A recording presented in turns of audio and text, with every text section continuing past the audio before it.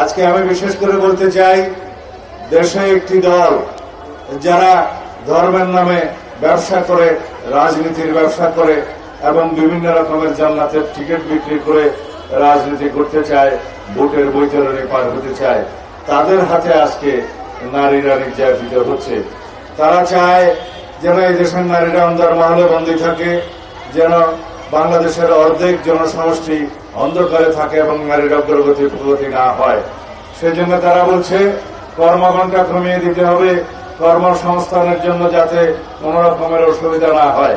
অথচ দেখা যায় সেই কর্মঘণ্টা কমিয়ে দিলে নারীদের কর্মসংস্থান কমে যাবে। তারা তাদের কর্মস্থলে অবশ্যই সম্মানের সাথে চাকরি করবে এবং সঠিক কর্মসংস্থানের জন্য কর্মঘণ্টা অনুযায়ী তারা কাজ করবে, তাদের যোগ্যতা দক্ষতা প্রমাণ করবে। তাতে করে নারীদের কর্মঘণ্টা কমানোর সাথে এই কর্মসংস্থানের বিপরীত সম্পর্ক। আমরা চাই নারীদের কর্মসংস্থান বৃদ্ধি হোক। যদি কর্মঘণ্টা কমিয়ে দেওয়া হয় তাহলে যারা কর্মসংস্থান, যারা অফিস আদালত কলকারখানা পরিচালনা করেন তারা স্বাভাবিকভাবেই নারীদের চাকরি দিতে চাইবেন না, বরং উল্টা কর্মসংস্থান কমে যাবে। আমরা কি চাই নারীদের কর্মসংস্থান কমে যাক? তাহলে পরে যারা এই বক্তব্য দিচ্ছে তাদের উদ্দেশ্য খারাপ। তারা চায় নারীরা অন্তর্মহলে বন্দী থাকুক, সমাজের অগ্রগতি তারা চায় না। দেশের অগ্রগতি নিশ্চিত গেলে বাংলাদেশের সমগ্র জনসমষ্টির যারা অর্ধেক নারী অর্ধেক পুরুষ, তাদের অগ্রগতি নিশ্চিত করতে হবে, তাদের প্রগতি নিশ্চিত করতে হবে, তাদের সামাজিক নিরাপত্তা নিশ্চিত করতে হবে, তাদের রাষ্ট্রীয় নিরাপত্তা নিশ্চিত করতে হবে, তাদের পারিবারিক মর্যাদা এবং নিরাপত্তা নিশ্চিত করতে হবে।